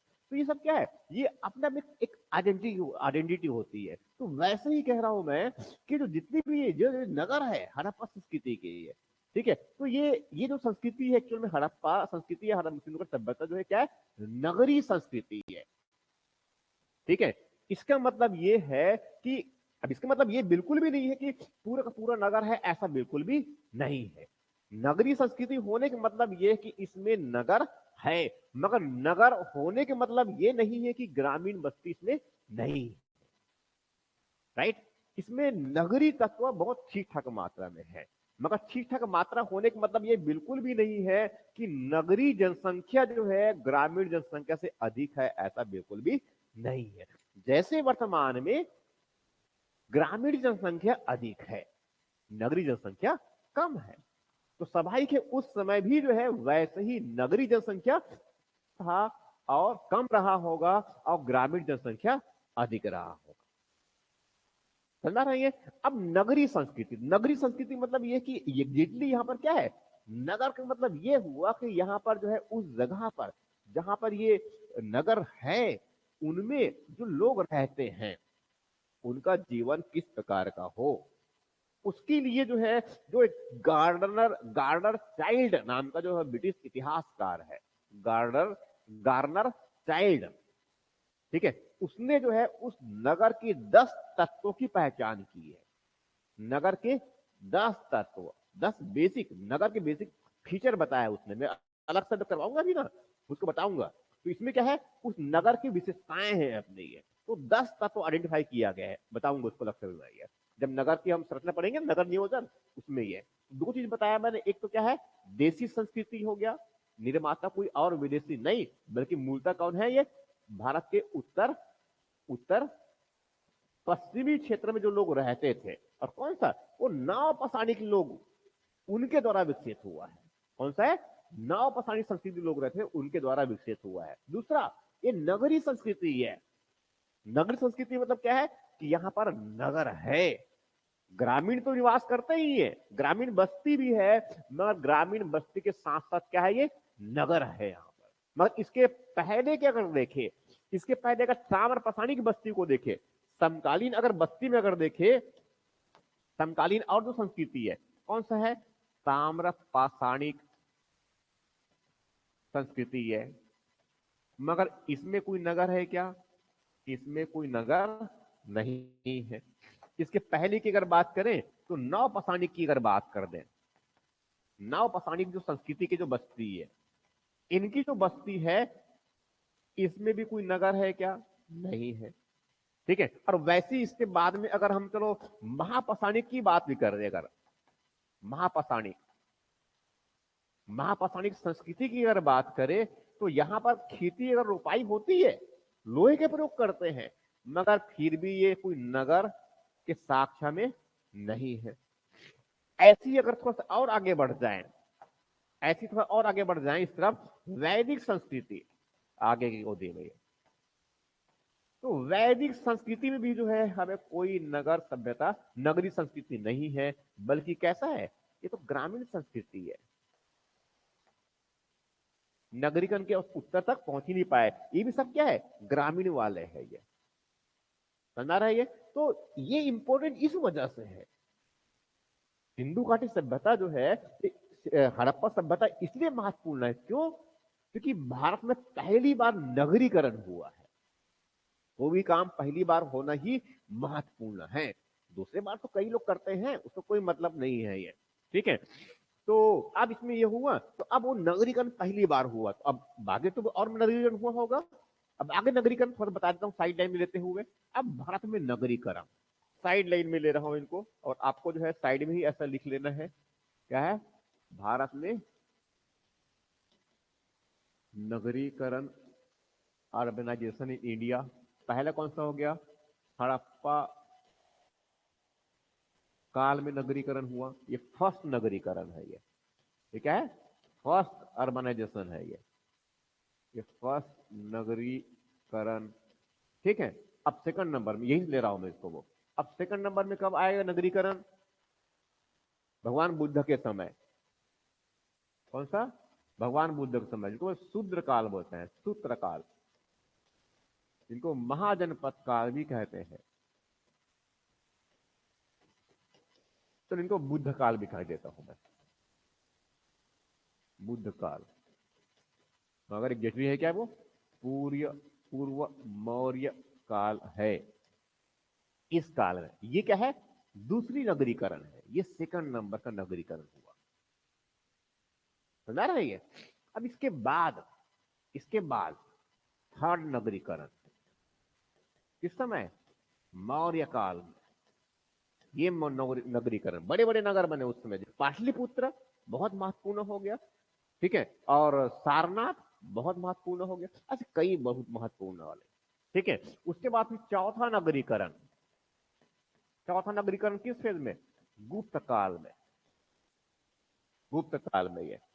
और भी कुछ साइड लाइन बनते चले गए हैं। अब इसका मतलब ये नहीं कि बीच में कोई नगर नहीं है, बने हैं और, मगर मुख्यतः ठीक जैसे मौर्य काल में, अब मौर्य काल के बाद मौर्योत्तर काल में जानते हैं ना ये सातवाहन और वकाटक थे। ठीक है, तो उनके द्वारा भी तो पैठान प्रतिष्ठान राजधानी वगैरह बना करके, नंदीवर्धन एक नगर था। ठीक है, ये सब भी बने हुए हैं ये। ठीक है, मगर मुख्य रूप से बात करूं गुप्त काल में जो है बहुत महत्वपूर्ण नगर, गुप्त काल में बड़े बड़े नगर, ठीक है, बने इनमें से ये समुद्रगुप्त रहा करता था, जहां पर उनका राजप्रसाद बहुत विस्तृत बना था। पांचवें नंबर में अगर देखेंगे आगे के काल में, तो गुप्त के बाद जो है पूर्व मध्य काल में भी, किसकी बात कर रहा हूं मैं, पूर्व मध्य काल में दक्षिण भारत में कई बड़ी मात्रा में नगरों का निर्माण हुआ है ये। नगरों को बड़े बड़े नगर बने इनमें से ये, उधर कांचीपुरम वगैरह है, तंजावुर वगैरह है, मदुरई वगैरह सब इसी फेज के है ये। ठीक है, अब उसके बाद फिर जो है पूर्व मध्यकाल की चलो बात कर दी हमने, ये पूर्व मध्यकाल में है। उसके बाद फिर आगे जब बात करेंगे छठवें नंबर में, तो क्या है, सल्तनत काल, ये उत्तर भारत की तरफ, और वैसी दक्षिण में यहां पर कौन है, विजयनगर साम्राज्य वगैरह है, इनके द्वारा भी बनाया गया। वैसे फिर आगे जाएंगे तो फिर मुगल काल, मुगल काल में ऐसे नगर बनाए गए। फिर आगे जो है कौन सा, ब्रिटिश काल, और उसके बाद तो अब देख ही रहे लगातार ये, समझ में आ रहा ना ये। तो अर्बनाइजेशन जो है भारत में जो है, और वर्तमान में जो अर्बनाइजेशन की जो मात्रा लगातार बढ़ती जा रही है, और शहरीकरण की मात्रा बढ़ने से फायदा क्या होता है, व्यापार और वाणिज्य में बढ़ोतरी होती है। इसीलिए भारत सरकार भी जो है प्रोत्साहित करता है कि भारत में शहरीकरण की मात्रा बढ़े। मगर अभी भी हमारा भारत में जो शहरीकरण है, जनगणना 2011 के अनुसार में कितने परसेंट है, 31% है, जबकि छत्तीसगढ़ में कितना परसेंट है, वो केवल 23% ही है। अब थोड़ा बढ़ चुका होगा, नए जब जनगणना के आंकड़े आएंगे उसके अकॉर्डिंग बढ़ा हुआ में मिलेगा। तो कितनी विशेषता हो गया, दो विशेषता। नंबर वन विशेषता क्या है, नंबर वन क्या है, देसी संस्कृति है, और नंबर टू क्या है, नगरी संस्कृति है। स्पष्ट हो गया। अब नगरी संस्कृति मतलब क्या है, नगर है यहां पर, बाकी और सब में कोई नगर नहीं। ठीक, दूसरी, अब इसके बाद में दूसरे नंबर की बात कर रहा हूं मैं ये। ठीक है, तीसरी नंबर की बात करता हूं मैं। अब तीसरी विशेषता इनकी है, तीसरी विशेषता में ये, इसमें जो है जनसंख्या का बहुत बड़ा जो क्षेत्र है, जनसंख्या के बहुत बड़ी जो जनहिस्सा जो है वो गैर कृषि कार्य में है। इनकी विशेषता यह है कि जनसंख्या का बड़ा हिस्सा,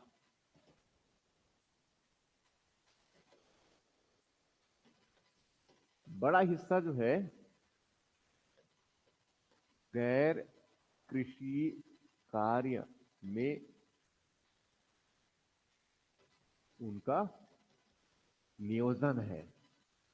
समझना इसका मतलब ये, इसका मतलब क्या हुआ कि इसमें जो है जो जनसंख्या टोटल इनकी है, उस जनसंख्या का बहुत बड़ी जो जो संख्या है, बहुत बड़ी जो संख्या है, वो किस प्रकार के कार्य में लिप्त है, गैर कृषि में। ये खेती है यहां पर, खेती है, मगर खेती के साथ साथ यहां पर जो है व्यापार है, वाणिज्य है, शिल्पकारी है, कुंभकारी है। ठीक है, व्यापार आंतरिक भी है प्लस विदेशी भी है। समझ में आ रहा है ये।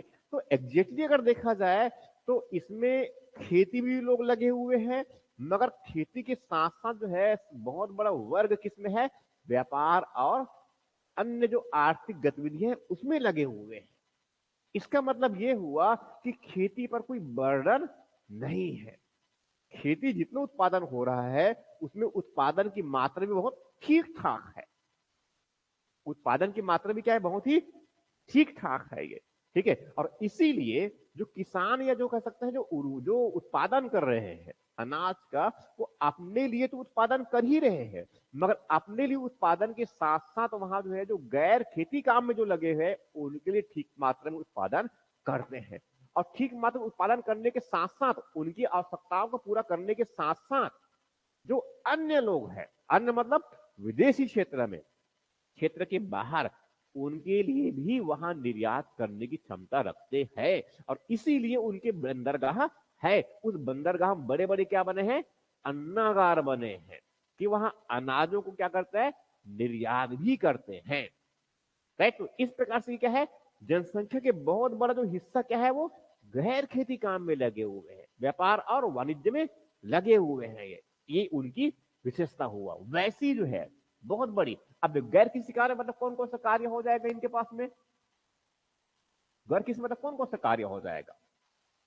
सामान्य कार्य क्या है, एक तो क्या है इनका जो वो शिल्पकारी है, बड़ा हिस्सा है इनका शिल्पकारों का है। अब शिल्पकार का मतलब क्या है, ये क्या बात करेंगे, ये क्या काम करेंगे ये। एक तो क्या करेंगे वो, कई क्या है शिल्पकार में जो है कौन सा, वो जो कांसे वाला है, तो कांसे की,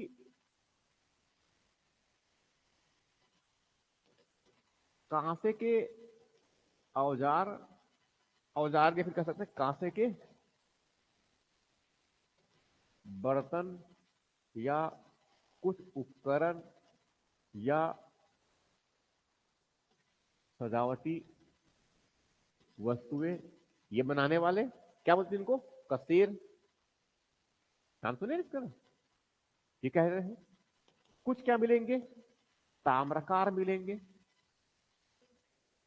हाँ ठीक है, कुछ ताम्रकार मतलब क्या है, तांबे के बर्तन वो सब बनाते हैं। कुछ क्या मिलेंगे इसमें, बुनकर मिलेंगे, कपड़े बनाते हैं ये, ठीक है। और कुछ क्या मिलेंगे, अब बैलगाड़ी बनाना है तो कौन बनाएगा, बढ़ाई बनाएगा। मिट्टी के बर्तन बनाना है तो क्या मिलेंगे, कुम्भकार मिलेगा, कुम्हार इसी को बोलते हैं। समझ रहा नहीं है, तो ये सब क्या है। अब इसमें और कोई क्या मिलेंगे, इसमें कुछ व्यापारी है, व्यापार करने जाते हैं, क्या है वो व्यापारी है, एक वर्ग भी है, ठीक है। तो ये सब क्या है, शासक वर्ग है इसमें, वो जो प्रशासन का संचालन करेंगे ना, शासक वर्ग है, ठीक है। सैनिक है, योद्धा है। समझ रहा है ये कह रहा हूं मैं, ये तो क्या है, ये सब ऐसे लोग हैं जो एक्चुअल में अगर देखा जाए तो खेती काम नहीं करते हैं, ये कोई खेती काम नहीं करते हैं ये, ठीक है। और ये सब ज्यादातर इसमें कई लोग तो ऐसे हैं जो नगरों में रहते हैं, मगर हाँ अब कुछ लोग ऐसे ताम्रकार है, वो तांबे के कुछ औजार बनाएंगे, उपकरण बनाएंगे खेती बाड़ी के लिए, कुछ आभूषण बनाएंगे। बुनकर है, कपड़े बुनकरी के काम करेंगे, ये कपड़े जानते हैं, वो ऊनी कपड़े बनाते हैं, प्लस कपास के भी कपड़े बनाते हैं, ये रेशम की भी कपड़े हैं। समझा ना, इस प्रकार के ये बढ़ाई जो है क्या काम करेंगे, वो लकड़ी के जो खेती के लिए उपकरण बनाएंगे, बैलगाड़ी बनाएंगे, ठीक है। नाव भी बनाने वाला है, नाव, ठीक है। ये सब काम है। कुम्हार बर्तन बनाएंगे, विद्वान मिले हुए, व्यापारी व्यापार करने, आंतरिक व्यापार और बाह्य व्यापार, तो ठीक है। और वो मनके बनाने वाला भी है, तो कुटीर उद्योग भी है, घर घर में छोटा छोटा जो है मनके बिने हैं, ठीक है। तो क्या है, तो ये सब क्या है, ये अलग अलग जो है क्या है, ये वर्ग के लोग है। ये जनसंख्या का बहुत बड़ा हिस्सा तो कृषि में है, मगर खेती के साथ साथ क्या है, ये अलग अलग काम में भी लगे हुए हैं। राइट, एक ये हो गया, तो इनकी विशेषता तो ये हुआ, तीसरी बात हो गया। अब चौथे नंबर थोड़ा सा और यहीं पर साइड में लेता हूं मैं, वहां क्या है, इनका नगरों का विशाल आकार।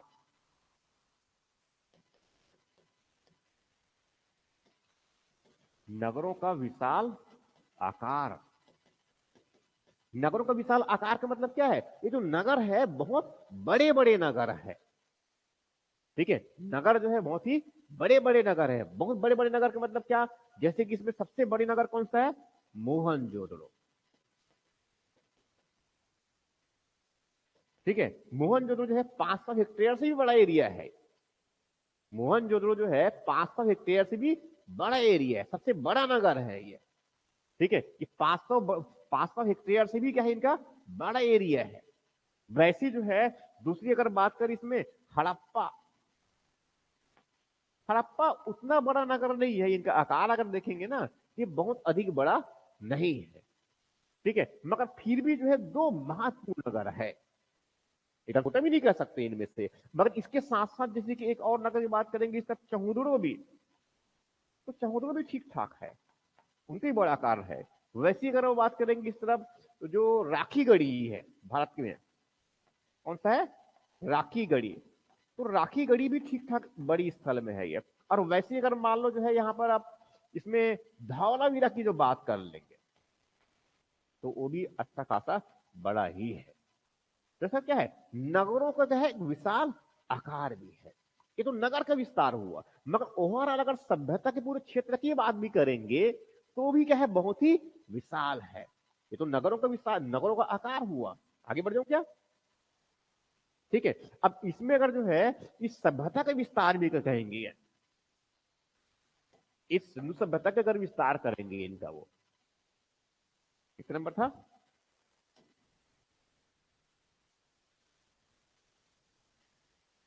5वां नंबर, राइट।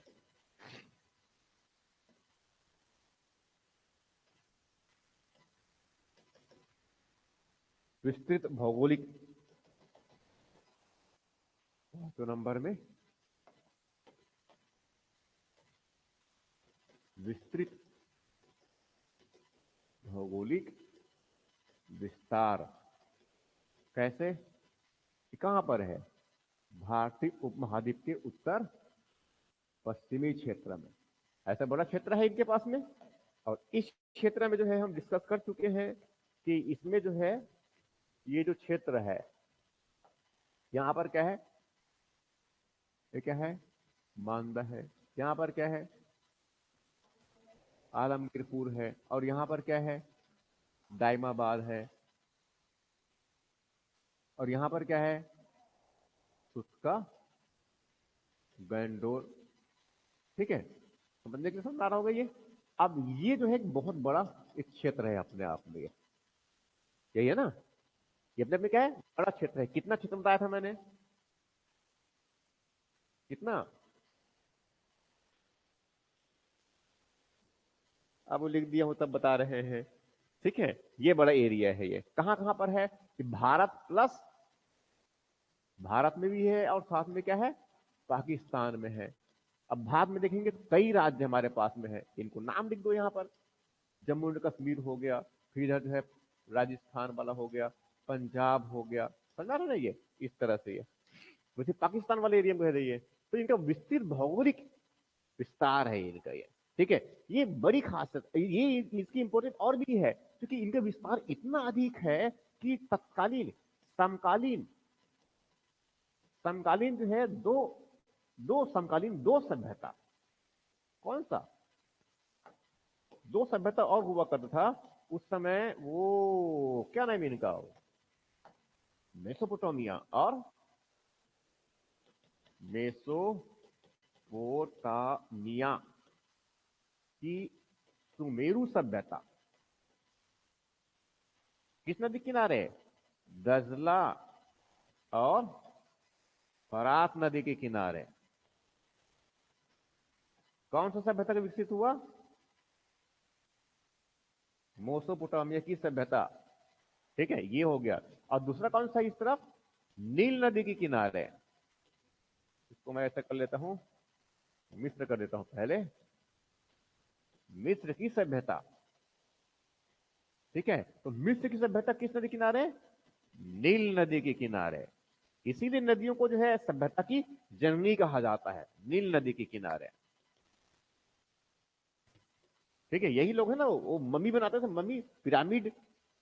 जब कोई मर गया तो मरने के बाद उनको जो है दफन करने, उनको शव को बहुत सजा धजा करके जो है, और बड़े तारा बांध के उसमें जो है करते थे, रख देते थे। कब फिर पिरामिड, वो सब है ये। अब भारत में उतना बड़ी मात्रा में कोई पैसा वैसा करना, बर्बादी हम लोगों ने नहीं की, मरे हुए लोगों पर क्या पैसे बर्बाद करना, ये इस तरह का है ये। वैसे ये मेसोपोटामिया में भी बड़ी मात्रा में पैसे वैसे बर्बाद किए हैं उन लोगों ने, फिजूल खर्चा है देखा जाए तो। यहाँ पर बड़ी मात्रा में पिरामिड पड़ते हैं ना, वो पिरामिड, बड़ा गाजा की पिरामिड पड़ते हैं ना, ये तो वही वाला है ये। ठीक है, तो नील नदी किनारे जो है कौन सा, मिस्र सभ्यता।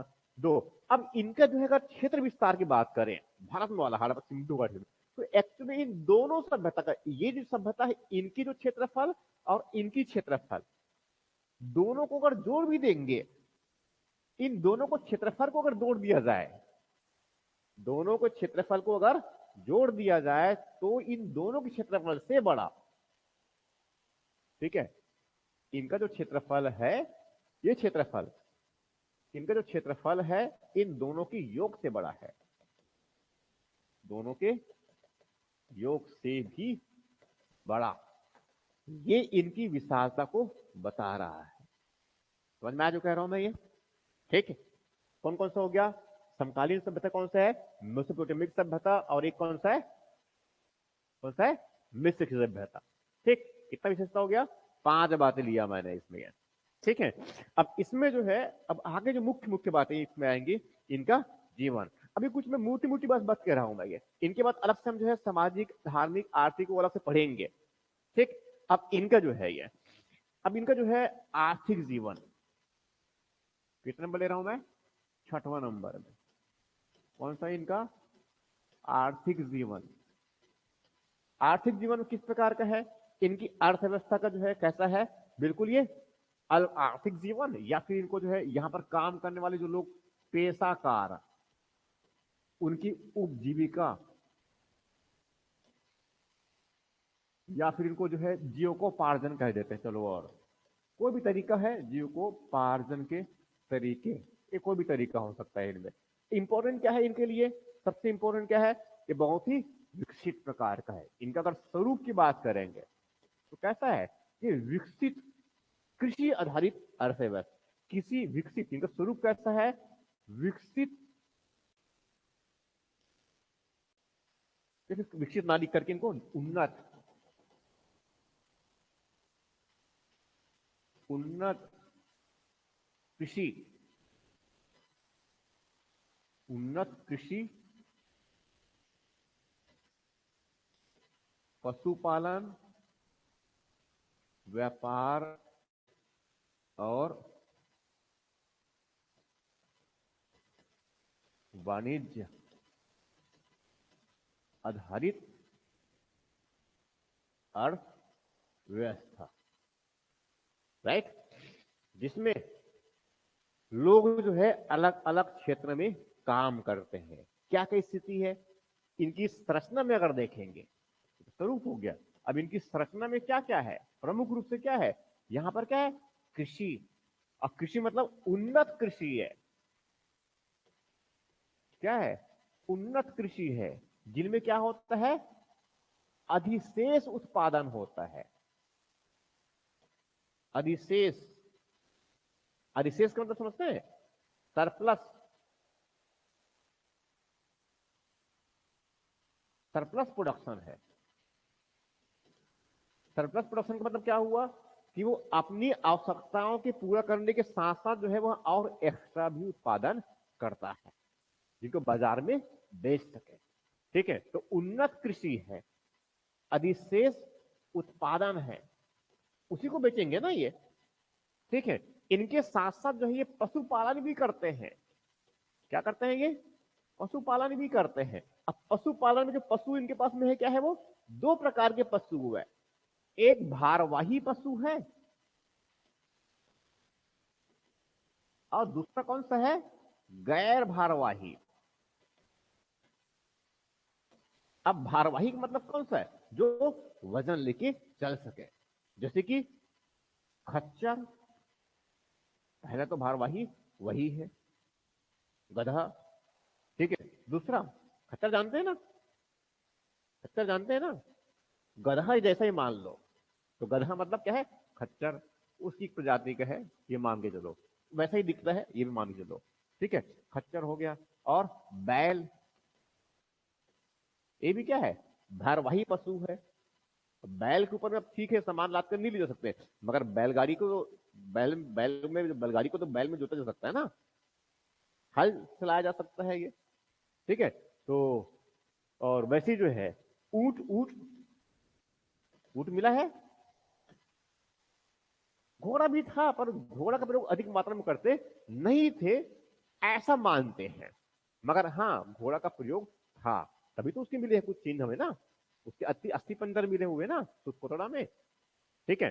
तो मगर हाँ मानते हैं कि बहुत अच्छा प्रयोग, बहुत अधिक प्रयोग वो नहीं करते थे अभी तक। और उसमें खनन उत्खनन जब होंगे तो ये तो मेरे कुछ एग्जाम्पल है। अब गैर भारवाही पशु, अब इसमें कौन सा हो जाएगा? अब गाय है, इसके मतलब बैल तो है ऑलरेडी यहाँ पर। अब उसमें बकरे बकरियां हैं, बकरे बकरियां बकरियां, बकरी है और भेड़ है, भेड़ है और सुअर भी है, ठीक है, ये सब भी और भी है। तो मुख्यतः क्या है, उन्नत कृषि भी है और पशुपालन भी है। और साथ में क्या है, ये क्या है, छोटे शिल्प और उद्योग है। शिल्प और क्या है इनका इसमें, उद्योग। ये देखो मैं कुछ मुख्य मुख्य में बातें कर रहा हूं अभी ना, अलग से हम आर्थिक पढ़ेंगे अभी और सेपरेटली, तब से बहुत सारी बातें आएगी। तो शिल्प और उद्योग। अब शिल्प मतलब क्या होता है, शिल्पकारी है। शिल्प मतलब क्या है, शिल्पकारी है उनके पास में। शिल्पकारी मतलब क्या हो गया, कारीगर है ये। अब क्या कारीगर होंगे इसमें, कोई जो है बढ़ाई वाला काम, लकड़ी का काम कर रहा है, वो एक कारीगर हो गया। कुछ कांसे का काम कर रहा है, वो भी एक कारीगर ही है। कुछ तांबे का जो है बर्तन बना रहे हैं, ग्लास, थाली, ये सब बना रहे हैं, ठीक है। कुछ किसी के उपकरण बना रहे हैं, वो भी क्या है, तांबे के है, वो ताम्रकार कहलाएगा ये, ठीक है। लोहार नहीं है लोहे प्रयोग करने वाला, मगर मिट्टी का जो है प्रयोग करके जो है कुछ अलग अलग विधान, मिट्टी के बर्तन बनाने वाले, खिलौने बनाने वाले, ये भी तो है। क्या बोलेंगे, कुंभकार, मिट्टी का शिल्प बोलेंगे। पत्थरों को तराश करके जो है वहां मूर्ति जैसा बना दिए हैं। सिलखीड़ी को तराश करके, जो बोलते हैं ना वो दाढ़ी वाले जो प्रतिमा मिला है ना मूर्ति, वो सिलखीड़ी से बना हुआ है। सिलखीड़ी समझते हैं, नहीं समझते हैं? पुराने जमाने में जो है, आप लोग तो नए जमाने के लोग हो तो कहाँ समझेंगे। मिट्टी की चाक, अरे नहीं मिट्टी की चाक कहता हूं मैं, कलम, कलम जानते हैं कलम, कलम तो लिखे है ना, पट्टी में लिखते थे। तो ये कलम मान के चलो, सही खाली है, सिलखिड़ी है वो मिट्टी है बेसिकली, थोड़ा कड़क मिट्टी है, ठीक है। वो ज्यादा जो है बारीक है और एकदम जम गए है, तो वो बोलते हैं सिलखिड़ी। वो मिट्टी का ही एक रूप है बेसिकली ये, ठीक है। ज्यादा पुरानी मिट्टी है बेसिकली ये, थोड़ा चमकदार होता है और उसमें तोड़ने पर जो है उतना आसानी से तोड़ता टूटता नहीं है।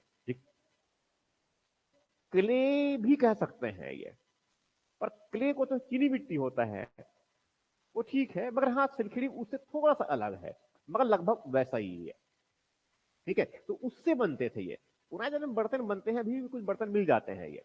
अब तो आजकल चीनी मिट्टी मिलते हैं, वो सिलखिड़ी वाला लगभग खत्म हो गया लगभग, ठीक है। तो पहले चाक जो बनते थे हमारे ना, चाक और कलम भी वो सिलखिड़ी से बनाए जाते थे उस टाइम पे ये, मगर आजकल लगभग नहीं के बराबर है ये।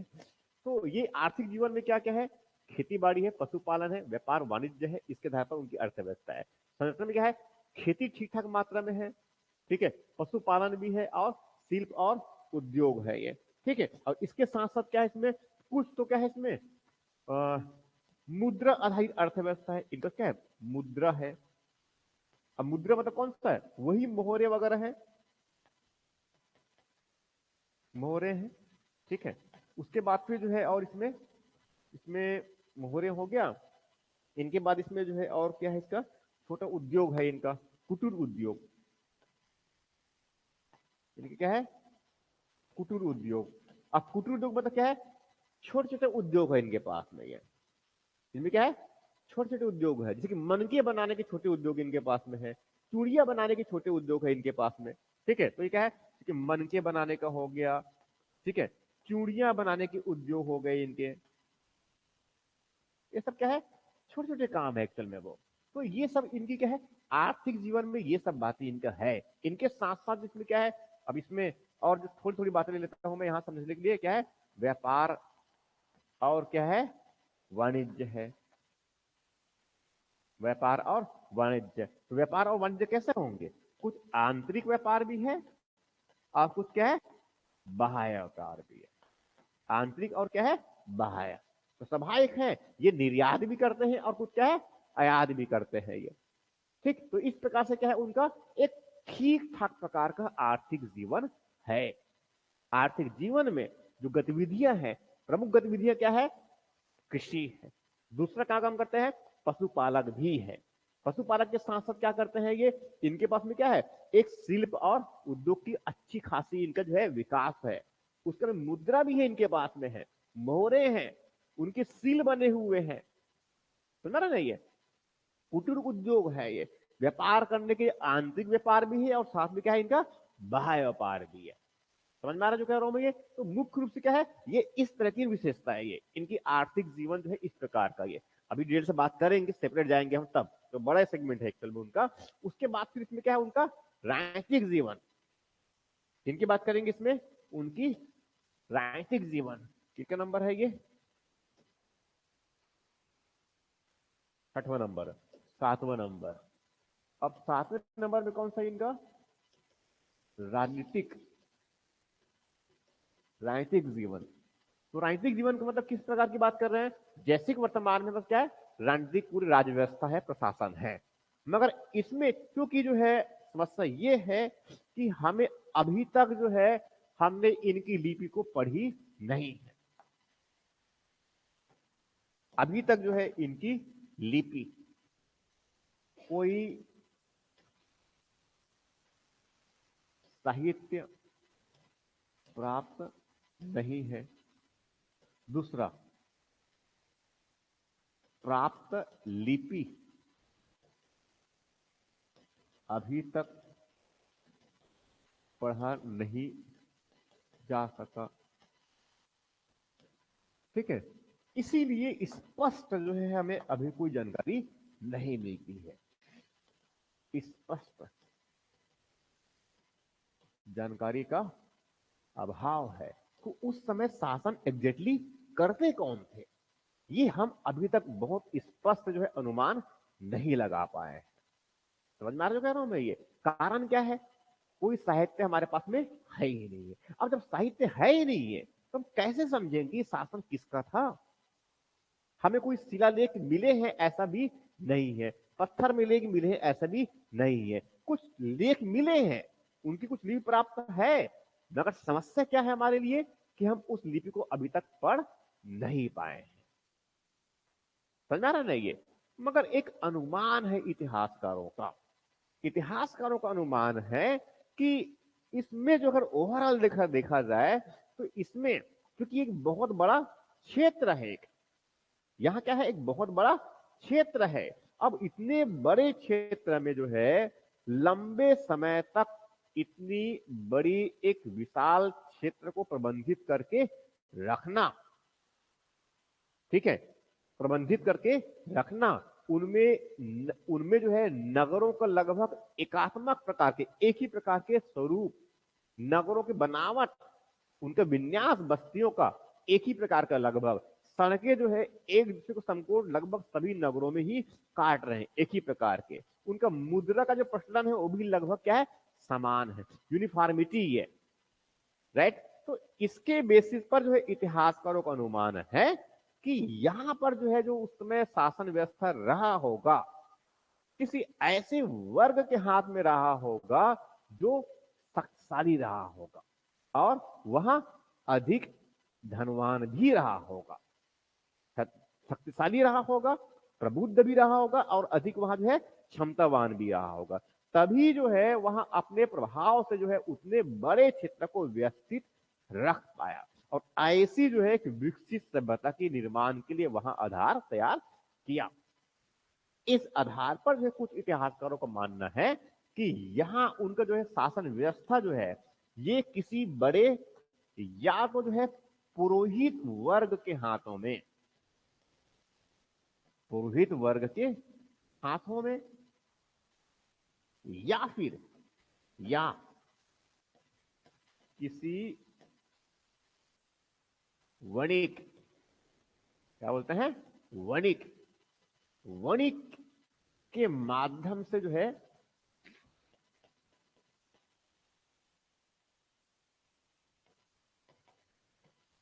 शासन का संचालन किया जाता था। मगर ये भी कोई स्पष्ट ऐसा नहीं है, इसमें स्पष्टता नहीं है, ठीक है, इसमें इतिहासकारों में अलग अलग प्रकार के विचार है। प्रोफेसर रामा जो आर एस शर्मा जो है उनका अलग मानना है, एक मैके जो है इतिहासकार उनका अलग मानना है और व्हीलर का भी अलग मानना है ये। ठीक है, तो ये सब अलग अलग सेगमेंट है इनका। ये तो एक राजनीतिक बताया मैंने जैसे कि, तो कल वैसी सेम जो है मोटी मोटी बस बता रहा हूँ यहाँ पर मैं। एक राजनीतिक हो गया उनका, फिर कौन सा आएगा इसमें 7 नंबर 8 नंबर सामाजिक जीवन, ये आप और पढ़ के करके आइए।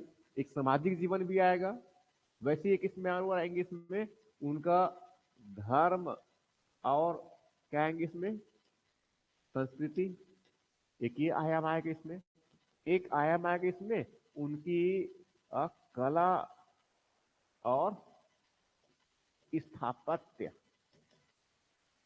ठीक है, उनकी कला और स्थापत्य। तो मुख्य रूप से जो है इनकी विशेषताओं में ये पूरी बातें आएंगी है। तो क्या क्या बताया मैंने, नंबर 1 में क्या लिया मैंने, सबसे पहले ये क्या है, देसी संस्कृति है। सबसे पहले किसकी बात किया था मैंने, देसी संस्कृति है। फिर नगरी संस्कृति है, अभी हम जो है नगर योजन के बारे में अलग से पढ़ेंगे डिटेल्स ऑलरेडी और कल। ठीक है, उसके बाद फिर इनकी तीसरी विशेषता क्या हो जाएगा कि जनसंख्या का बहुत बड़ा हिस्सा कहाँ निवास करता है, ये गैर खेती काम में लगे हुए हैं। और क्या क्या, तो ये सब कार्य है उनका ये। उसके बाद इसी नगरों का आकार क्या है, बहुत ही विशाल है, ये विशाल नगर है। हड़प्पा है, मोहनजोदड़ो है, चौदड़ो, ये सब बड़े नगर है। उनके बाद किसके बताया मैंने कि इसमें जो है विस्तृत भौगोलिक विस्तार है इनका ये। ठीक है, मेसोपोटामिया और साथ में मिस्र की सभ्यता है, दोनों क्षेत्र को जोड़ दे तो उससे भी बड़ा है। ठीक है, उसके बाद फिर तीसरी विशेषता मैंने क्या बताया, नेक्स्ट विशेषता में क्या है इनका, आर्थिक जीवन, जीविकोपार्जन के तरीके इनका, खेती बहुत महत्वपूर्ण है, पशुपालन भी है, व्यापार और वाणिज्य भी है, शिल्प और उद्योग भी है। अलग से आर्थिक जीवन हम पढ़ेंगे ही पढ़ेंगे अभी और। ठीक है, उनके बाद फिर और क्या है इनका, राजनीतिक जीवन। राजनीतिक जीवन के बारे में कोई स्पष्टता नहीं है, कारण क्या है उनका, अभी तक हमने उनकी जो लिपि है उनको पढ़े नहीं है, कोई साहित्य प्राप्त हमें नहीं हुआ है, मगर इतिहासकारों का अनुमान है कि पुरोहित वर्ग का शासन रहा होगा, या फिर कुछ इतिहासकार मानते हैं कि नहीं, यहाँ व्यापारियों का शासन रहा होगा, क्योंकि व्यापार वाणिज्य को लंबे समय तक बना के रखे हुए हैं। उसके बाद फिर कुछ लोगों को मानना है कि ऐसा भी क्या है उनका सामाजिक जीवन, उसमें बात करेंगे। ठीक है, और साथ में क्या है उनका धर्म और संस्कृति और कला और स्थापत्य, ये मुख्य बातें हैं ये। ठीक है, तो कल जो है इन सब पर सेपरेट सेपरेट बात करेंगे, फैक्चुअली आप उनको याद करके थोड़ा सा आएंगे। ठीक है, इस तरह है, बहुत महत्वपूर्ण है इसमें। और यहां से फिर जो है सामाजिक, आर्थिक और राजनीतिक, तो जीवन के जो अलग अलग जो आयाम होते हैं, जो आगे सभी सेगमेंट में सभी टॉपिक्स में ये जो मिलेंगे वो, क्योंकि बेसिक्स यहीं से बनते चले जाना है हमें यार। ठीक है, बाकी फिर और डिस्कस करेंगे कल। ठीक है, थैंक यू।